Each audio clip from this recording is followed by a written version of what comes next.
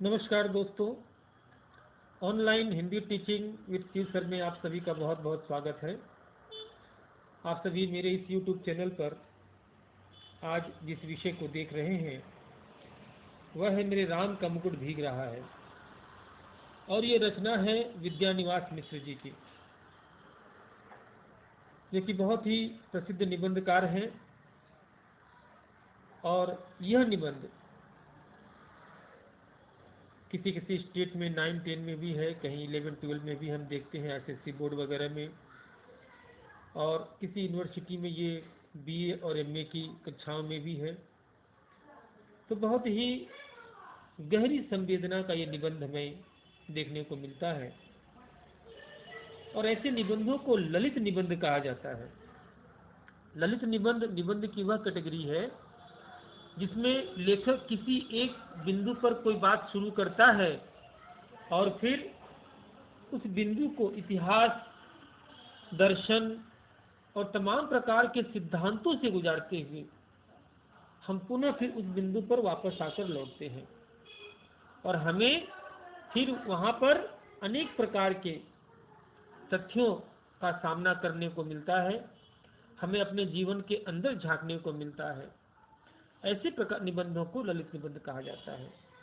विद्यानिवास मिश्र जी की ये रचना मेरे राम का मुकुट भीग रहा है, आज हम सभी इसको पढ़ेंगे और पढ़कर इसके मूल संदर्भ को समझेंगे, इसकी प्रासंगिकता को समझेंगे, इसके उद्देश्य को समझने का प्रयास करेंगे।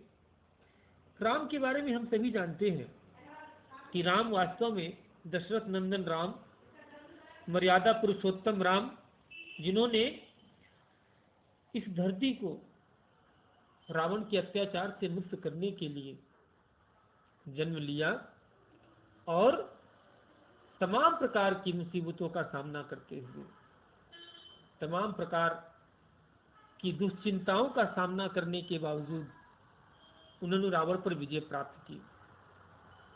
लेकिन उनका ऐश्वर्य, जो यहाँ मुकुट है, यहाँ पर जो हम राम का मुकुट देख रहे हैं, ये राम का मुकुट, ये जिस मुकुट की बात की जा रही है, ये मुकुट राम के ऐश्वर्य का प्रतीक है, राम की उस शान का प्रतीक है जिसे हम मर्यादा पुरुषोत्तम कहते हैं। उस मर्यादा का प्रतीक है ये मुकुट, और वो भीग रहा है। भीग रहा है का मतलब वह संवेदना के उस खतरे से गुजर रहा है जहां पर इस मानवता को उसे बचाने की जरूरत है। और यह संवेदना सिर्फ राम की संवेदना नहीं है, मैंने पहले ही कहा कि हम इसकी प्राथमिकता पर भी ध्यान देंगे। यह संवेदना आज के समय हर परिवार से गुजर रही संवेदना है। हर परिवार अपने स्वाभिमान को, हर परिवार अपनी आन बान शान को बचाने के लिए किसी न किसी रूप में कृत संकल्प है। और ये जो मुकुट है, ये राम का मुकुट, हमारे हर घर में राम है, और उनका मुकुट उस घर की संवेदना, उस घर की शान, उस घर की मर्यादा का प्रतीक है। पहले हम इस निबंध को पढ़ेंगे, और पढ़ने के बाद हम जो है धीरे धीरे इसके अर्थ को समझने का प्रयास करते जाएंगे। हम निबंध पर ध्यान देते हैं, थॉरली हम निबंध को पढ़ते जाएंगे, और जहां पर जो इंपॉर्टेंट लाइनें आएंगी उसे हम समझाते हुए आगे बढ़ते रहेंगे, और इस रूप में हम निबंध को पूरा करेंगे। ध्यान देंगे। महीनों से मन बेहद बेहद उदास है। उदासी की कोई खास वजह नहीं, कुछ तबीयत ढीली, कुछ आसपास के तनाव, और कुछ उनसे टूटने का डर। खुले आकाश के नीचे भी खुलकर सांस लेने की जगह की कमी। जिस काम में लगकर मुक्ति पाना चाहता हूँ, उस काम में 1000 बाधाएं। कुल ले देकर उदासी के लिए इतनी बड़ी चीज नहीं बनती। फिर भी रात रात नींद नहीं आती। दिन ऐसे बीतते हैं जैसे भूतों के सपनों की एक रील पर दूसरी रील चढ़ा दी गई हो, और भूतों की आकृतियां और डरावनी हो गई हो। इसलिए कभी कभी तो बड़ी से बड़ी परेशानी करने वाली बात हो जाती है और कुछ भी परेशानी नहीं होती, उल्टे ऐसा लगता है जो हुआ एक सहज क्रम में हुआ, न होना ही कुछ अटपटा होता। और कभी कभी बहुत मामूली सी बात भी भयंकर चिंता का कारण बन जाती है। हम यहाँ पर क्या देख रहे हैं? हम यहाँ पर देख रहे हैं कि लेखक बता रहे हैं कि कभी कभी कोई छोटी सी बात भी बहुत बड़ी लगने लगती है और कभी कभी बड़ी बड़ी बातें भी बहुत छोटी में निकल जाती है जिसका हमें पता भी नहीं चलता। दूसरे पैराग्राफ में हम देखेंगे, अभी 2-3 रात पहले, अब लेखक उस घटना पर आ रहे हैं जिसके बीज रूप में इस निबंध की सृष्टि होती है। कह रहे थे अभी 2-3 रात पहले मेरे एक साथी संगीत का कार्यक्रम सुनने के लिए 9 बजे रात गए। साथ में जाने के लिए मेरे एक चिरंजीव मतलब पुत्र, मेरे एक चिरंजीव ने और मेरी एक मेहमान, महानगरीय वातावरण में पली कन्या ने अनुमति मांगी। शहरों की आजकल की असुरक्षित स्थिति का ध्यान करके इन दोनों को जाने तो नहीं देना चाहता था, पर लड़कों का मन भी तो रखना होता है। कह दिया 1-1.5 घंटे सुनकर चले जाना। यहाँ पर ध्यान देंगे, लेखक का बेटा और उसकी एक फ्रेंड, वे दोनों एक संगीत के कार्यक्रम में जाते हैं। अगले पैराग्राफ पे ध्यान देंगे, रात के 12 बजे लोग नहीं लौटे। गृहिणी बहुत उद्विग्न हुई। उद्विग्न माने परेशान होना, गृहिणी मतलब उनकी पत्नी। झल्लाई यानी उन पर नाराज भी हुई। साथ में गए मित्र पर नाराज होने के लिए संकल्प बोलने लगी। इतने में जोर की बारिश आ गई। छत से बिस्तर समेटकर कमरे में आया। गृहिणी को समझाया बारिश थमेगी, आ जाएंगे। संगीत में मन लग जाता है तो उठने की तबीयत नहीं होती। तुम सो, ऐसे बच्चे नहीं हैं। पत्नी किसी तरह शांत होकर सो गई, पर मैं अकुलाना मने परेशान हो उठना। बारिश निकल गई, ये लोग नहीं आए। बरामदे में कुर्सी लगाकर राह जोहने लगा। दूर कोई भी आहट होती तो उदग्र होकर फाटक की ओर देखने लगता। रह रह कर बिजली चमक जाती थी और सड़क छिप जाती थी, पर सामने की सड़क पर कोई रिक्शा नहीं, कोई चिड़ई का पूत नहीं। चिड़ई मतलब चिड़िया, यानी कोई चिड़िया का बच्चा तक भी नहीं, अर्थात कोई भी दिखाई नहीं पड़ रहा था। एकाएक कई दिनों से मन में उमड़ती घुमड़ती पंक्तियां गूंज उठी। मोरे राम के भीजे मुकुटवा, लक्ष्मण के पटुकवा, मोरी सीता के भीजे सिनुरवा, राम घर लौटी है। ध्यान देंगे, इस लाइन पे हम जो है ध्यान केंद्रित करेंगे। ये जो लाइन हमें बताई गई कि मोरे राम के भीजे मुकुटवा, अर्थात ये लोक गीत का लाइन है जो लेखक के ध्यान में आती है कि इस बारिश में मेरे राम का मुकुट भीग रहा होगा। मुकुट किसका प्रतीक है? मुकुट शौर्य का प्रतीक है, मुकुट प्रतिष्ठा का प्रतीक है, मुकुट आन बान शान का प्रतीक है। और क्या भीग रहा होगा? लक्ष्मण के पटुकवा। लक्ष्मण कौन थे? लक्ष्मण राम और सीता की सुरक्षा में अपने आप को सेवा भाव लिए हुए थे। और उनका पटुकवा मतलब जो कमर में कमरबंद बांधते हैं, यानी प्रहरी की पहरेदारी की सतर्कता का प्रतीक, जागरण का प्रतीक है, वो कहीं न भीगने पाए। मोरी सीता के भीजे सिंदूरवा, तो राम घर लौटे। सीता का सिंदूर, यहाँ पर सिंदूरवा का मतलब होता है, आप देख रहे हैं, सिंदूरवा का मतलब होता है सिंदूर, यानी बहनें माताएं जो अपनी मांग में सिंदूर पहनती हैं अपने पति की लंबी उम्र, लंबी कामना, उनकी सकुशल कामना के लिए। सिंदूरवा का मतलब सिंदूर, यानी क्या क्या भीगने की बात की गई यहाँ पर? राम के मुकुट के भीगने की बात की गई, लक्ष्मण के पटुक यानी प्रहरी की जागरण का प्रतीक को पटुकवा भीगने की बात की गई, और सीता के सिंदूर की बात की गई। नीचे कह भी रहे हैं कि मेरे राम का मुकुट भीग रहा होगा, मेरे लखन का पटुका दुपट्टा भीग रहा होगा, मेरी सीता की मांग का सिंदूर भीग रहा होगा, मेरे राम घर लौट आते। यानी काश राम मेरे घर लौट आते, यह सोच उनके मन में अचानक कल्पना में आ गई। हम सबके मन में एक राम है, उसका विश्वास ही उसका मुकुट है। हमारा विश्वास ही, हमारा आत्मविश्वास ही वो मुकुट है। लेखक कहते हैं सब कुछ भीग जाए लेकिन ये आत्मविश्वास नहीं भीगना चाहिए।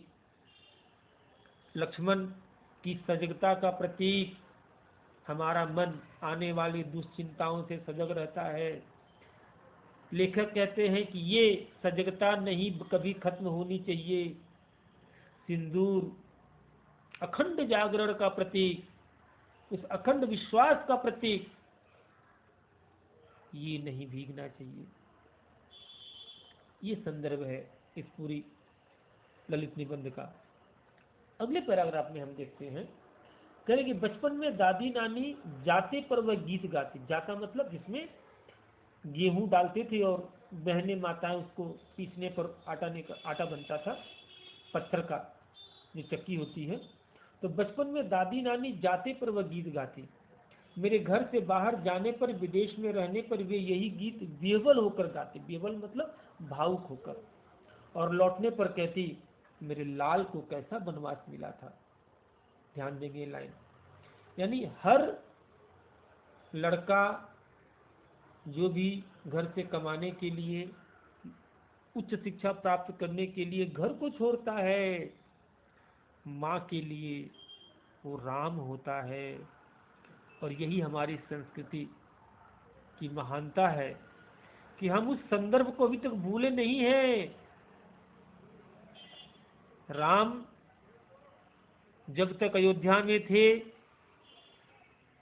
तब तक राजा राम थे, लेकिन जब राम वन से जब वन की ओर प्रस्थान कर गए तब वो मर्यादा पुरुषोत्तम राम कहलाए। हमें इस संदर्भ को भूलना नहीं है कि जब तक हम घर में बंद रहते हैं, अपने सुख सुविधा में रहते हैं, तब तक हमारे व्यक्तित्व का पूरा विकास नहीं हो पाता। लेकिन जब हम कमाने के लिए या ऊंची पढ़ाई, उच्च शिक्षा प्राप्त करने के लिए बाहर की तरफ निकलते हैं, तब हमारा व्यक्तित्व निखरता है। संघर्षों में ही व्यक्तित्व को नया आयाम मिलता है।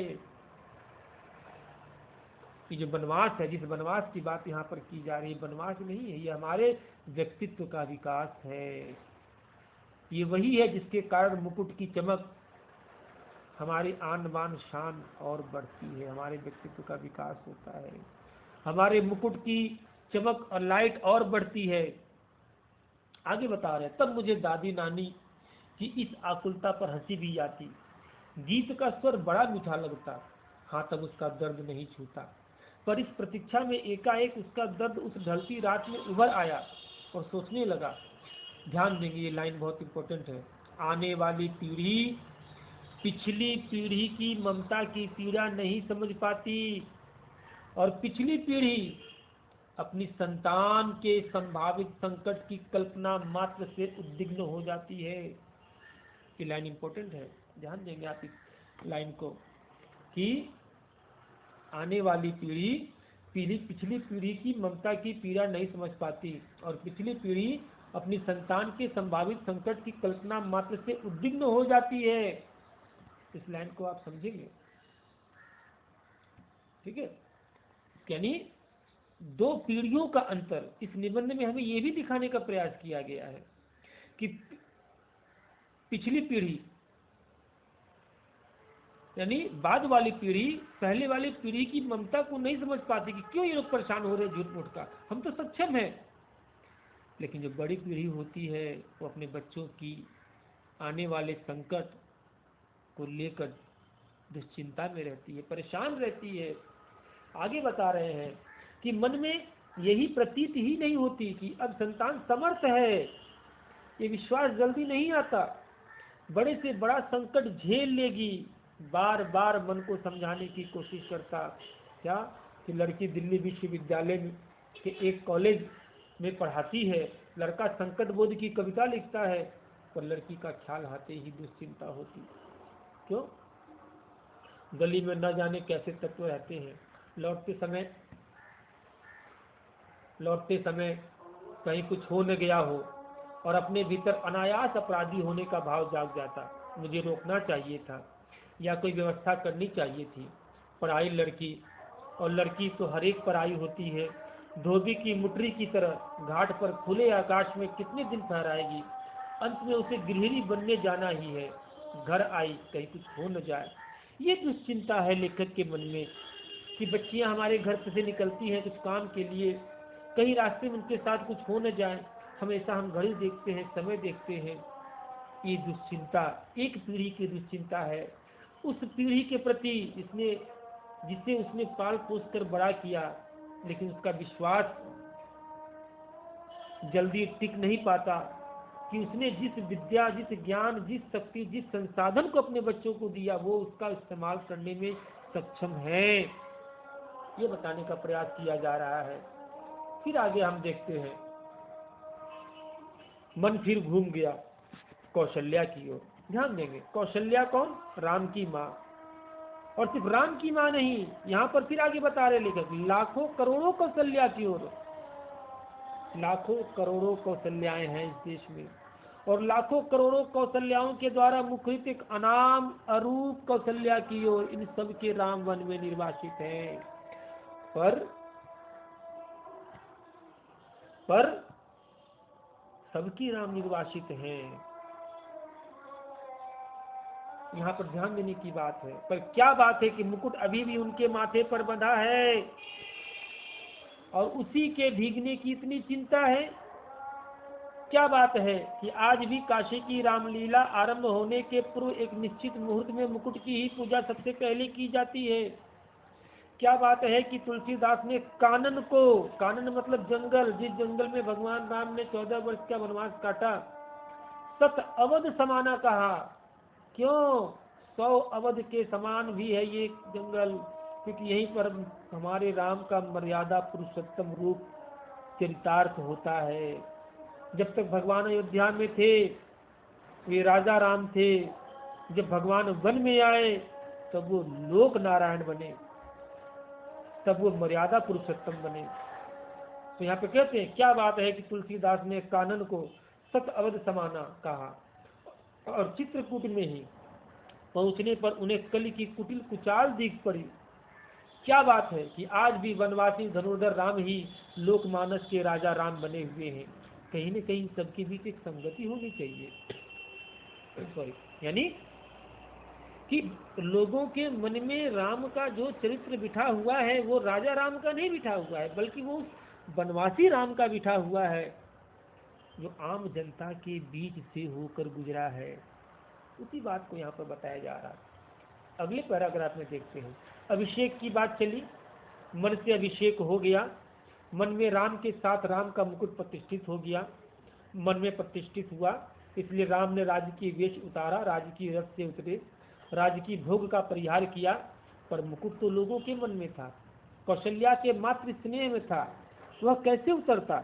वह मस्तक पर विराजमान रहा, और राम भीगे मुकुट न भीगने पाए, इसकी चिंता बनी रही। यानी राम भीग जाए लेकिन राम के ऐश्वर्य को चोट नहीं लगनी चाहिए, चाहे उसके लिए कितनी भी कुर्बानियां देनी पड़े।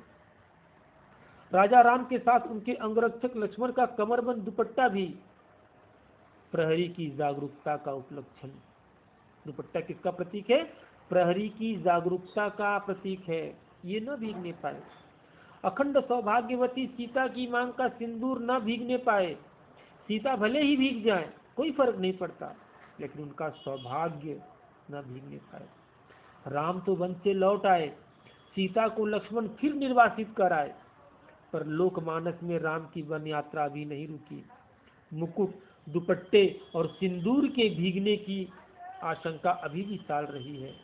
कितनी अयोध्याएं बसी उजड़ी, पर निर्वासित राम की असली राजधानी जंगल का रास्ता अपने कांटों, कुशों, कंकड़ों, पत्थरों की वैसी ही ताजा चुभन लिए हुए बरकरार है। क्योंकि जिनका आसरा साधारण गंवार आदमी भी लगा सकता है, वे राम तो सदा निर्वासित ही रहेंगे, और उनके राजपाट को संभालने वाले भरत अयोध्या के समीप रहते हुए भी उनसे भी अधिक निर्वासित रहेंगे। निर्वासित ही नहीं बल्कि एक काल कोठरी में बंद जिला वतनी की तरह दिन बिताएंगे। क्या बताने की चेष्टा की जा रही है? बताने की चेष्टा यह की जा रही है कि राम अयोध्या से वन की ओर गए और फिर लौट भी आए, लेकिन सीता को दोबारा वनवास मिला। और क्या बताने का प्रयास हो रहा है? बताने का प्रयास हो रहा है कि राम 14 वर्ष तक वनवास में थे, लेकिन उससे ज्यादा वनवास तो भरत को मिला था, जो अयोध्या में रहे और अयोध्या में रहकर भी उन्होंने वनवास जैसा दंश झेला। उन्होंने वनवासी जैसे कपड़े पहने, जमीन पर सोए, उसकी चटाई पर नींद ली, ये किया। आज भी वो परिस्थितियां हैं, आज भी वो परिस्थितियां हैं। आगे उसको बता रहे हैं। सोचते सोचते लगा कि इस देश की ही नहीं पूरे विश्व की एक कौशल्या है। ध्यान देंगे, जो हर बारिश में बिसूर रही है। बिसूरना मतलब धीरे धीरे रोना। मोरे राम के भीजे मुकुटवा, मेरे राम का मुकुट भीग रहा होगा। मेरी संतान, ऐश्वर्य की अधिकारिणी संतान वन में घूम रही है, उसका मुकुट, उसका ऐश्वर्य भीग रहा है। मेरे राम कब घर लौटेंगे? मेरे राम के सेवक का दुपट्टा भीग रहा है, उसका जागरण भीग रहा है। मेरे राम की सहचारिणी सीता का सिंदूर भीग रहा है, उसका अखंड सौभाग्य भीग रहा है। मैं कैसे धीरज धरूं? जो भी माँ अपने बेटे को उच्च शिक्षा के लिए या पैसे कमाने के लिए विदेश भेजती है या शहरों में भेजती है, उसकी ये चिंता जायज है। और ये उन सभी माताओं की चिंता है। ये केवल एक कौशल्या की चिंता नहीं है, बल्कि ये पूरी की पूरी कौशल्याओं, सभी कौशल्याओं की चिंता है, जिन्होंने अपने बेटे को अपनी प्रतिष्ठा को बनाने के लिए, अपने व्यक्तित्व के विकास करने के लिए, पढ़ाई करने के लिए, कमाने के लिए बाहर भेजा। उन सबकी चिंता है। आगे बता रहे हैं, मनुष्य की इस सनातन नियति से, नियति माने भाग्य, जो भविष्य के हाथ में है, एकदम आतंकित हो उठा। बहुत इंपॉर्टेंट लाइन, इसको ध्यान देंगे। ऐश्वर्य और निर्वासन दोनों साथ साथ चलते हैं। इस लाइन पर ध्यान देंगे आप। ऐश्वर्य और निर्वासन दोनों साथ साथ चलते हैं। जिसे ऐश्वर्य सौंपा जाने को है, उसका निर्वासित होना पहले से बदा है। तो आप ध्यान देंगे कि ऐश्वर्य यानी सुख भोग और निर्वासन यानी वन का भोग जो भगवान राम को मिला, ये दोनों साथ साथ चलते हैं। जिसे ऐश्वर्य सौंपा जाने को है, उसका निर्वासन होना पहले से बड़ा है। बड़ा है मतलब लिखा है। भगवान राम को युवराज बनाया जाना था, राजा बनने वाले थे, लेकिन अगले ही सुबह उन्हें 14 वर्ष का वनवास मिल गया। लेखक कह रहे हैं कि जिन लोगों के बीच रहता हूं वे सभी मंगल नाना के नाती हैं। वे मुद मंगल में ही रहना चाहते हैं। मुद मंगल रहने का मतलब हमेशा खुश रहना। मेरे जैसे आदमी को वे निराशावादी समझकर बिरादरी से बाहर ही रखते हैं। डर लगता रहता है कि कहीं उड़कर उन्हें भी दुख न लग जाए। पर मैं अशेष मंगलाकांक्षाओं के पीछे से झांकती हुई दुर्निवार शंकाकुल आंखों से झांकता हूँ तो मंगल का सारा उत्साह फीका पड़ जाता है और बंधनवार न दिखकर बटोरी हुई रस्सी की शक्ल में कुंडली मारे नागिन दिखती है। मंगल घट औधाई हुई अधफूटी गगरी दिखता है। उत्सव की रोशनी का तामझाम, धुओं की गांठ का अंबार दिखता है और मंगल वाद्य डेरा उखाड़ने वाले अंतिम कारवरदार की उसास में बढ़कर एक बारगी बंद हो जाता है। क्या बता रहे? लागत अवध भयावह भारी, मानव काल रात यदियारी, घोर जंतु समपुर नर नारी। करे कि लग रहा है कि अवध में कोई संकट आने वाला है। ये उस रात की बात हो रही है जिस रात दशरथ जी और माता कैकेयी के बीच संवाद होता है और माता कैकेयी कहती है कि मुझे 2 वर चाहिए। पहला, राम को 14 वर्ष का वनवास और दूसरा भरत का राज्याभिषेक। लेखक कहते हैं कि मुझे अवध में रात्रि भयंकर दिखाई पड़ रही है। क्या कह रहे हैं? दर्पहि एक निहारी, घर मसान परिजन जन भूता, सुत हित मीत मनोज जम दूता, बागन बिटम बेल कुमलाई, सरित सरोवर देखने जाई। कह रहे कि कैसे मंगलमय प्रभात की कल्पना थी और कैसी अंधेरी कालरात्रि आ गई है। रात को तय था कि भगवान राम का राज्याभिषेक होगा और सुबह में वनवास मिला। यह एक नियति का अभिशाप है। यहाँ लेखक विद्यानिवास मिश्र जी लिख रहे हैं, एक दूसरे को देखने से डर लगता है, घर मसान हो गया है, अपने ही लोग भूत प्रेत बन गए हैं, पेड़ सूख गए हैं, लताएं कुम्हला गई हैं, नदियों और सरोवरों को देखना भी दुस्सह हो गया है, केवल इसलिए कि जिसका ऐश्वर्य से अभिषेक हो रहा था वह निर्वासित हो गया है।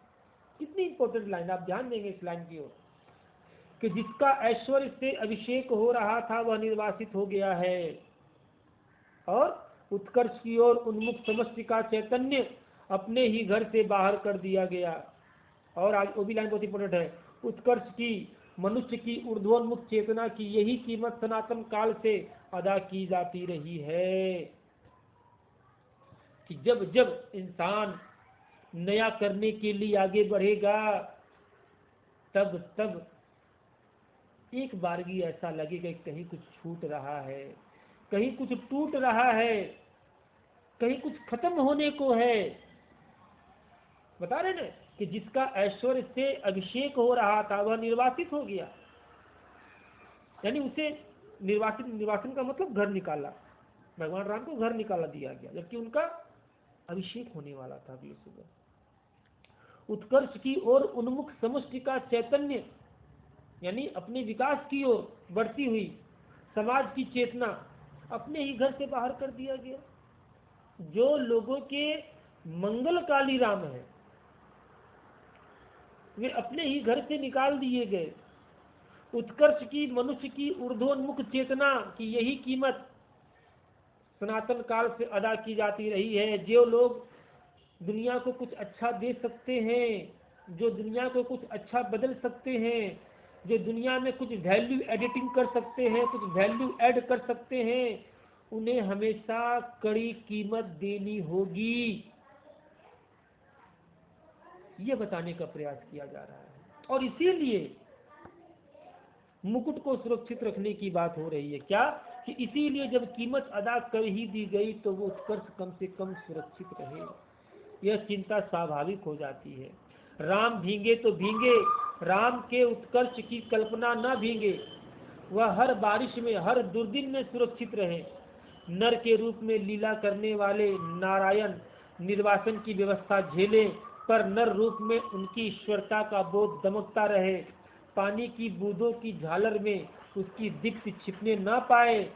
उस नारायण की सुख सेज बने अनंत के अवतार लक्ष्मण भले ही भीगते रहे, उनका दुपट्टा उनका अहर्निश जागरण न भीजे। शेषो नारायण के ऐश्वर्य गौरव अनंत शेष के जागर संकल्प से ही सुरक्षित हो सकेगा। और इन दोनों का गौरव जगत जननी आद्या शक्ति के अखंड सौभाग्य सीमंत सिंदूर से रक्षित हो सकेगा। उस शक्ति का एक निष्ठ प्रेम पाकर राम का मुकुट है, क्योंकि राम का निर्वासन वस्तुतः सीता का दोहरा निर्वासन है। ध्यान रखेंगे इस चीज को। राम तो लौटकर राजा होते हैं, पर रानी होते ही सीता राजा राम द्वारा वन में निर्वासित कर दी जाती है। राम के साथ लक्ष्मण है, सीता है। सीता वन्य पशुओं से घिरी हुई विजन में सोचती है, प्रसव की पीड़ा हो रही है, कौन इस बेला में सहारा देगा, कौन प्रसव के समय प्रकाश दिखलाएगा, कौन मुझे संभालेगा, कौन जन्म के गीत गाएगा। ध्यान देंगे, कोई गीत नहीं गाता। सीता जंगल की सूखी लकड़ी बीनती है, जलाकर अंजोर करती है और जुड़वा बच्चों का मुंह निहारती है। हम देखते हैं लव कुश का जन्म होता है महर्षि वाल्मीकि के आश्रम में। एक राजरानी महाराजा जनक जैसे महान विद्वान संत यशस्वी राजा की पुत्री और मर्यादा पुरुषोत्तम श्री राम की धर्म पत्नी, उसके बावजूद सीता जंगल की सूखी लकड़ी बीनती है। ऐश्वर्य को निर्वासन का दंश झेलना होगा। जिन्होंने जीवन में महान काम किए उन पर लांछन लगाए जाएंगे। ये इस निबंध की मूल व्यथा है। कह रहे कि दूध की तरह अपमान की ज्वाला में चित्त कूद पड़ने की जो उफनता है। सीता को अपमान हुआ था, निश्चित रूप से अपमान हुआ था। अग्नि परीक्षा के बावजूद मुझे निकाला गया, और बच्चों को प्यारी और मासूम सूरत देखते, बच्चों की प्यारी और मासूम सूरत देखते ही उस पर पानी के छींटे पड़ जाते हैं, उफान दब जाता है। ममता जो है दबा देती है अपमान को। पर इस निर्वासन में भी सीता का सौभाग्य अखंडित है।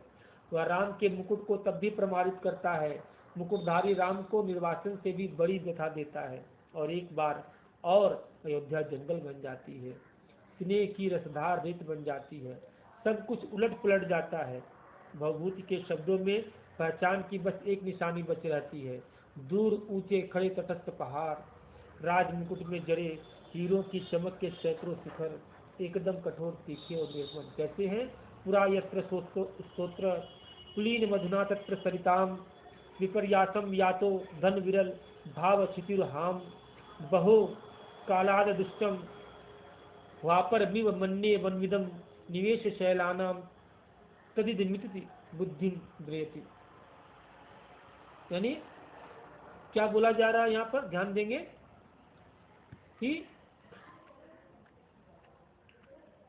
कि राम का मुकुट इतना भारी हो उठता है और राम उस बोझ से करा उठते हैं, और इस वेदना के चित्कार में सीता के माथे का सिंदूर और दमक उठता है, सीता का वर्चस्व और प्रखर उठता है।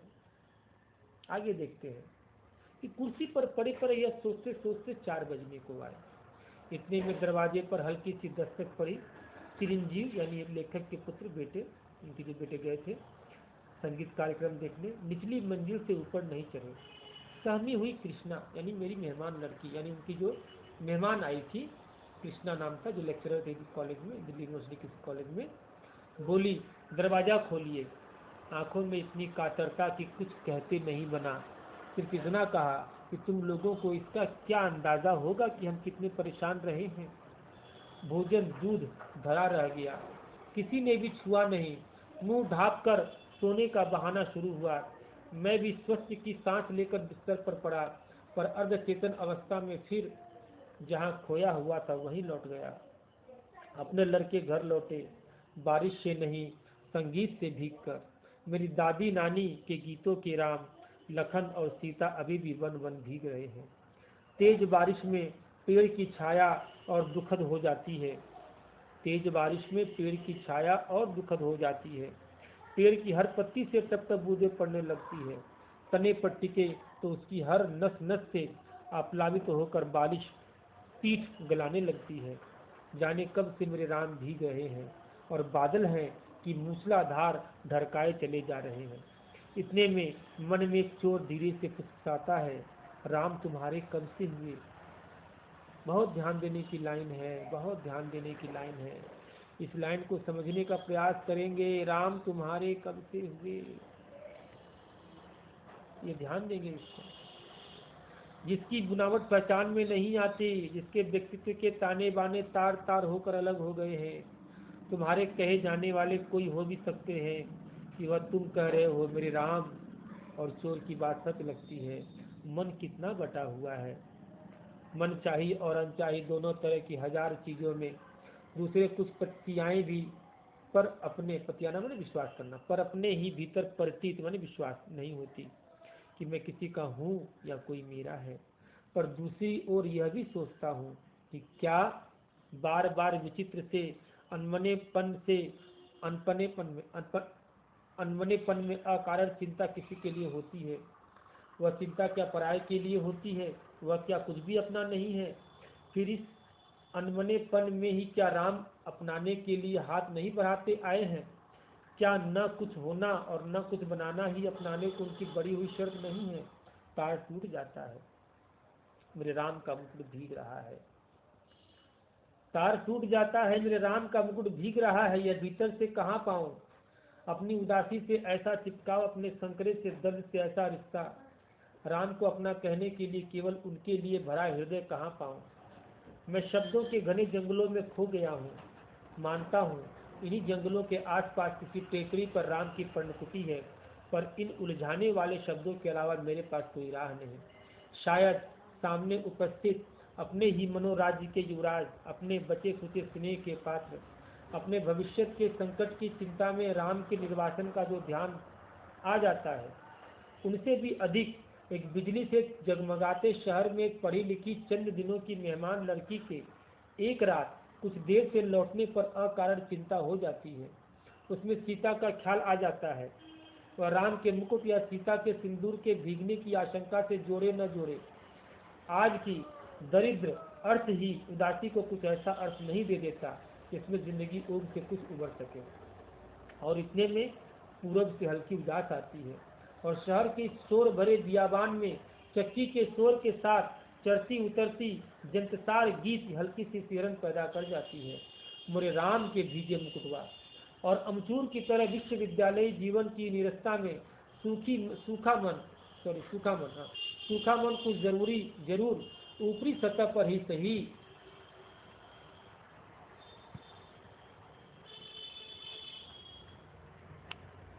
भीगता नहीं तो कुछ नम तो जरूर ही हो जाता है।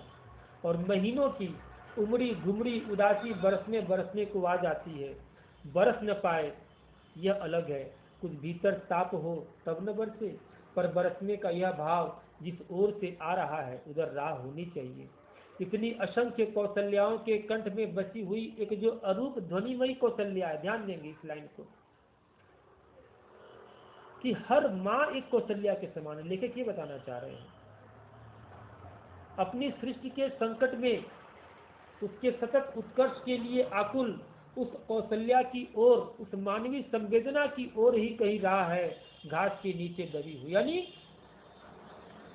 जब भी हमारी सृष्टि का संकट होता है, जब भी हम समस्या में होते हैं, तो समस्या का हल उसी समस्या में कहीं दबा हुआ होता है, बस हमें खोजने की जरूरत होती है। पर उस घास की महिमा अपरंपार है। उसे तो आज वन्य पशुओं का राजकीय संरक्षित क्षेत्र बनाया जा रहा है। नीचे ढकी हुई राह तो सैलानियों के घूमने के लिए, वन्य पशुओं के प्रदर्शन के लिए, फोटो खींचने वालों की चमकती छवि यात्राओं के लिए बहुत ही रमणीक स्थली बनाई जा रही है।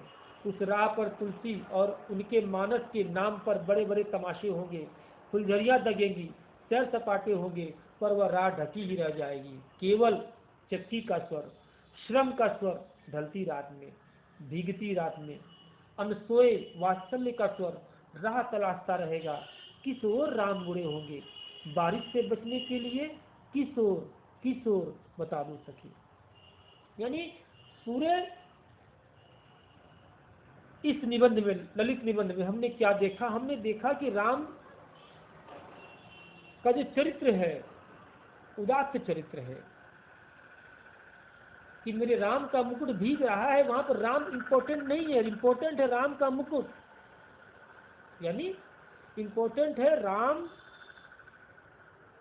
की वह महत्ता, जिस महत्ता को हजारों साल से हर माँ कौशल्या बनकर अपने हृदय में पालती रही है, कि जब भी उसका बेटा उच्च शिक्षा प्राप्त करने के लिए बाहर जाता है, वो जानती है कि मेरा राम वन में भीग रहा होगा, न जाने क्या खाकर सो रहा होगा। जब भी उसका बेटा बाहर कमाने जाता है, हर माँ सोचती है कौशल्या बनकर मेरा राम किस हालत में होगा। और यही इस पूरी कहानी की संवेदना है।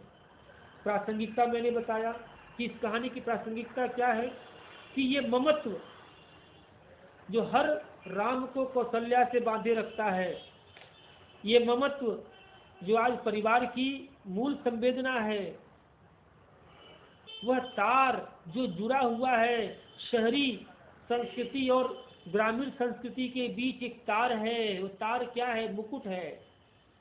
वो शान, वो आन बान शान, वो राम की मर्यादा ही वो तार है जो ग्राम और शहर को जोड़ कर रखा है। यानी उस संवेदना का प्रतीक, जो संवेदना हमें हमारे हजारों लाखों वर्षों पुराने विधान से जोड़कर रखती है, हमें भटकने नहीं देती। हमें जब भी हम गलत कर्म करते हैं, हमारी कौशल्या हमें याद आती है। विदेश में गया हुआ कोई बच्चा अगर पढ़ रहा और पढ़ने के सिवा कोई और गलत काम करता है, तो उसे अपनी माँ की याद आएगी पहले, कि मेरी माँ ने मुझे किस लिए यहाँ भेजा था और मैं क्या करने यहाँ पर आया हूँ। इसीलिए जो भारतीय लोग अमेरिका में गए हैं वो ज़्यादा सक्सेसफुल है।